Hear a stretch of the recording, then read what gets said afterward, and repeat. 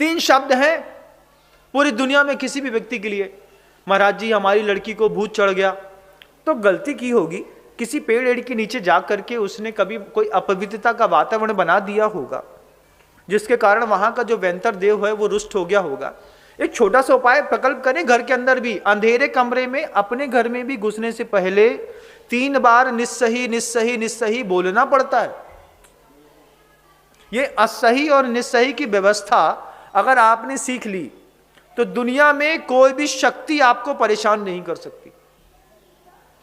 मूलाचार में तो स्पष्टता साधु के लिए कहा है कि जो साधु असही और निस्सही का प्रयोग नहीं करता है वो असमय में मृत्यु को प्राप्त भी हो सकता है और उसकी समाधि भी बिगड़ सकती है।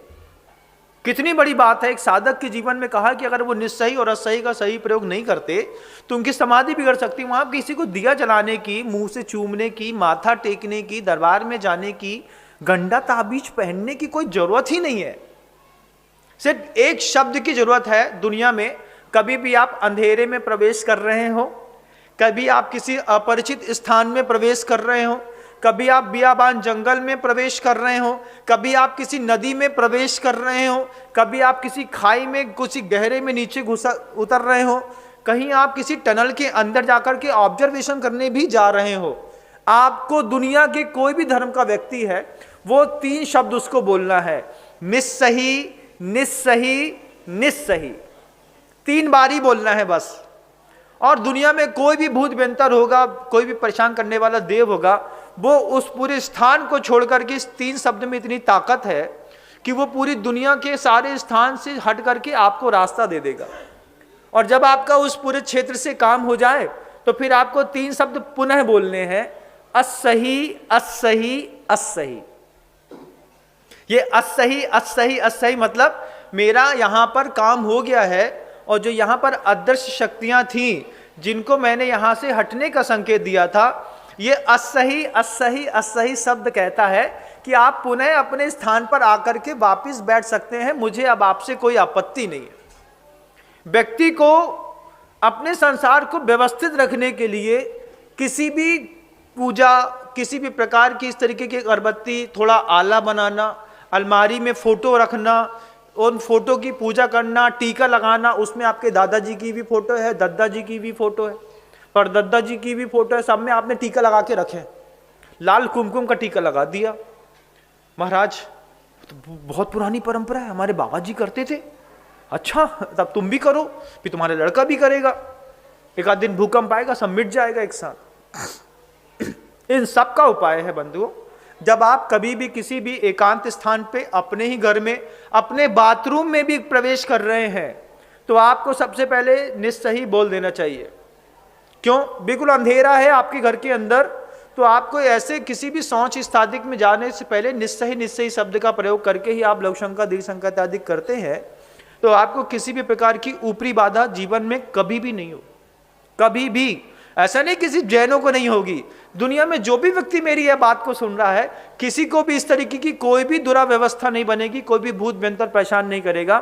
सिर्फ आपको प्रवेश करते समय, शुरुआत करते समय निस्सही निस्सही निस्सही शब्द बोलना है। जब आपका पूरा काम हो जाए फिर आपको असही असही असही बोल करके और वहां से चुपचाप निकल जाना है। आप समृद्ध बने रहेंगे। लेकिन आप बहुत कुछ करते हैं और कई लोग तो इस जंजाल में इतना फंस चुके होते हैं कि प्रोफेसर होने के बावजूद, डॉक्टर होने के बावजूद, नासा और इसरो में अच्छे बड़े साइंटिस्ट होने के बावजूद ये अपनी इस धार्मिक मान्यताओं से कभी बाहर नहीं निकल पाते। दुनिया में सब कर सकते हैं लेकिन इस तरीके की धार्मिक मान्यताओं से हम बाहर निकलने का कोई पुरुषार्थ कभी कर ही नहीं पाते हैं। पता नहीं उस धर्म शब्द ने आपके मन के अंदर कैसी हलचल बना के रखी है, पूर्वजों ने आपको क्या किस तरीके का, ये शुद्ध अग्रहित मिथ्यात्व है। और कई लोगों के लिए ग्रहित मिथ्यात्व भी है। अग्रहित मिथ्यात्व उनके लिए है जो अपने ही परिवार में देखा सीखे सीख गए, और कुछ ग्रहित मिथ्यात्व है अभी तक नहीं करते थे लेकिन कल से एक धागा बांध दिया है, एक गंडा ताबीज यहां पे बांध दिया है। वो जो वैचारिक शक्तियों में घर के अंदर की किसी भी माँ बेटियों को किसी भी प्रकार के गंडा ताबीज पहना करके आपको लगता है कि अगर आप उनकी सुरक्षा कर रहे हैं तो आप भ्रम में हैं। आपने किसी भी मत का कोई भी गंदा ताबीज अपने घर की जवान बेटी को पहनाया है तो उसको पहनाने जिसने वो ताबीज दिया है वो उसके नाम का अगर वहां पे कोई अनुष्ठान करता है तो उसके कारण आपकी बच्ची घर के अंदर परेशान हो सकती है। इस बात को आप ध्यान रखिएगा। बच्ची पढ़ने के बहाने कहीं और भी जा सकती है और उसके जवाबदार आप लोग होंगे। ये अंधविश्वास की झड़ियों को आज पूरे संसार से मिटाने की आवश्यकता है बंधु। घोर अंधविश्वास है ये सब, ये नहीं करते हैं तो ऐसा हो जाता है। आप दुनिया में सिर्फ निस्सही और असही के प्रयोग करने की संकल्प कर लीजिए। दुनिया की कोई भी पैशाचिक भूत मंत्र की कोई भी शक्ति आपको कभी परेशान नहीं करेगी, कभी भी परेशान नहीं करेगी। और प्रतिक्रमण करिए। जितनी भी वर्षों से हम इस चीज की आराधना करते चले आए हैं और आराधना करते करते करते हमारे घर के अंदर की सबकी एक जैसी विचारधारा बन गई है। इस रविवार को आप संकल्प करिए इस बात का कि आने वाला जो रविवार है उसमें 9 से 12 के बीच में हम अपने घर का पूरा वातावरण वहां से आज खत्म करने जा रहे हैं। शनिवार के दिन आपको वहां पे एक नारियल रखना है और हाथ जोड़ करके बोल देना है कि इस पूरे क्षेत्र में जितने भी भूत भयंकर जाति के देव हैं, कोई भी शक्तियां हैं, वे इस नारियल में आ जाएं और हम उनको स्थानांतरित करके उच्च स्थान दे देते हैं। और उनको ठंडक करने के लिए आप किसी भी नदी के बहते प्रवाह में छोड़ सकते हैं और पूरे की पूरी वस्तु सामग्री को निकाल करके आप चाहें तो अग्नि समर्पित कर सकते हैं और आप चाहें तो किसी नदी में भी छोड़ सकते हैं बंधुओं। लेकिन इन सब चीज़ों से मुक्त हो जाइए। आपकी आस्था का केंद्र, आपके यहाँ पूर्वजों ने बहुत बड़े बड़े विशालतम मंदिर बनवाए हैं, आप वहाँ जाइए। आराध्य की विधि पूर्वक जो प्रतिष्ठित किए गए हैं उनकी पूजा करिए। उनके सामने शुद्ध घी का घर के एक दीपक जलाइए, कोई आपत्ति नहीं।